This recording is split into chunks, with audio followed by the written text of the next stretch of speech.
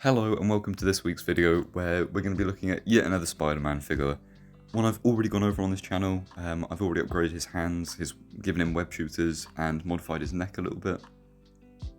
All in a separate video. I think this is one of my most popular videos at the time as well. So it's the Marvel Selects hands, web shooters and a bit of neck articulation up there.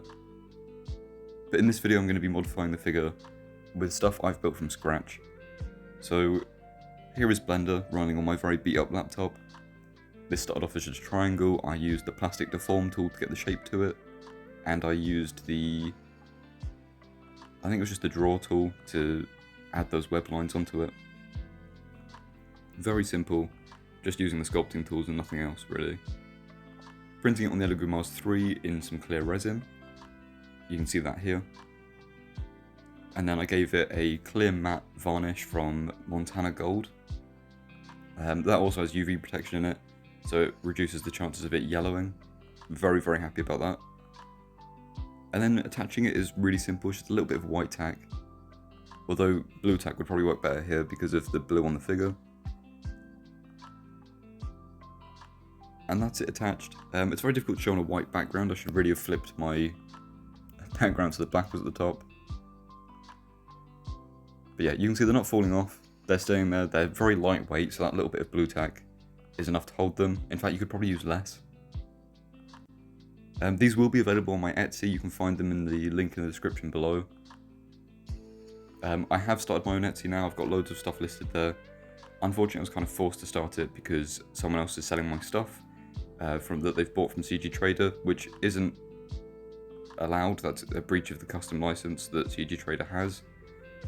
But they're refusing to take it down, so I'm just going to have to make sure I put myself out in the same places they do to continue marketing.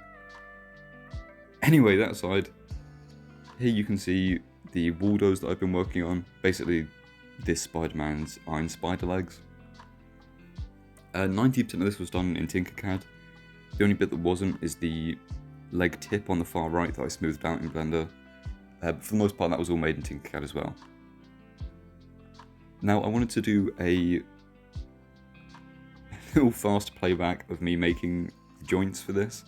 You can see how many I've already made. I've cut that footage because it was boring.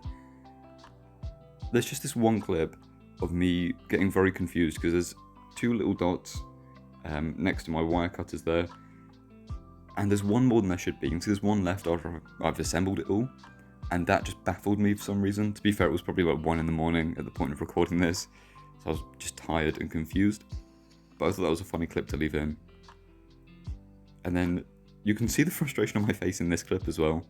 This is me putting together the second lot of them that I needed, and just struggling so much. I don't know if it was having the light in this particular angle, I don't know what was going on, but you can see me realise here that I'm still filming, and this is going to be such a boring clip. But then I thought it was just funny, so I left it in anyway. But this is just a little peek into what goes on behind the scenes when I'm working late at night in my room. So with the 3D prints done and the joints put together, this is what we're left with. Printing in clear resin, that's all I had at the time. Obviously you get all the articulation at each one of those joints where you can see a joint. And I'm fairly happy with this. You can also probably get an idea of how big these legs are. I may have made them on the large side, but it just adds a nice bit of size to the figure as well. Now this is the connection point, this is what will attach it to the figure. You can see it's not straight, I printed it flat on the bed, used some hot water, our favourite thing on this channel, and just bent it to shape so that it forms the actual body of the figure a little bit more. You can see that first latch locks under the neck, and then that one clicks under the body. And it's a fairly secure hold, it's not going to fall off of him very easily. You do have to properly pull that out to remove it, but there's no risk of it getting stuck either. This is where disaster struck for the first time, but to me it was just another inconvenience after putting the joints together. So I was spray painting it, and it fell off of what I was spray painting on, and as it hit the floor, it shattered the main body that connects all the joints together. So I had to go and resand everything, reprime it, and then go and chrome it. But you can see just how nice that chrome looks. And yes, that is my kitchen. I spray paint in the garden, so it leads straight into the kitchen. Here's the piece that did break. I reprinted it, actually made it thicker in the new print version so it's harder to break. And here's all 4 of the legs, nicely chromed. For those of you with the attention to detail, you know there's probably meant to be a bit of white on this as well, but that's carbon fibre white, and getting that pattern on would be quite difficult. I don't think just normal white would work very well, so I'm not going to do the carbon fibre pattern. Instead I'm going to do this clear blue, which will mimic the lights a bit, and it gives that nice reflective because it's clear blue, so you've got the bounce of the chrome coming through. I think that adds a really nice little bit of detail to what was a very plain sculpt originally. Now the tip of this leg in particular, or 4 of the legs, I don't know why I said this leg in particular, this joint in particular is where you've got a bit more blue. So I'm literally just dipping it into the paint. I don't have much paint left, so I'm able to put it all the way in.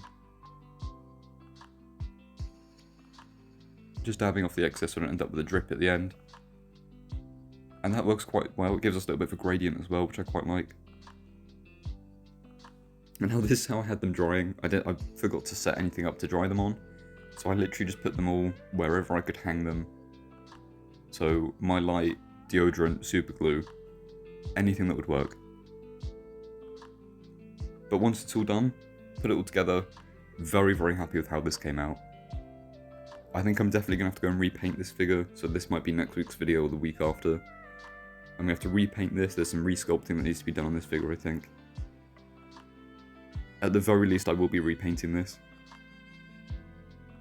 I think having put so much effort into the web wings and these iron spider-like legs, I think it would be a crime not to go and fix that blue on the figure. Because that blue is just way too light, way too cream. I don't know how to describe it, there's like a cream tone to that blue that shouldn't be there.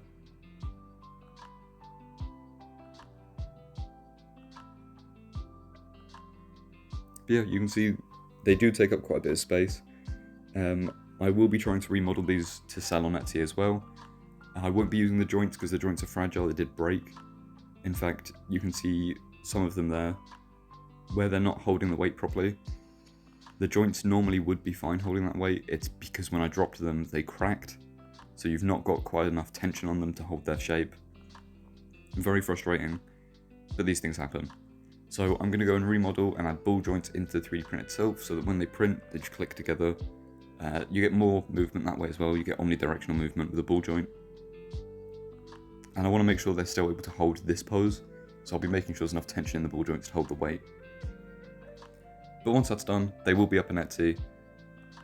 Hoping to get that done soon. I've got a load of other work to get through before I can get around to fixing this particular model.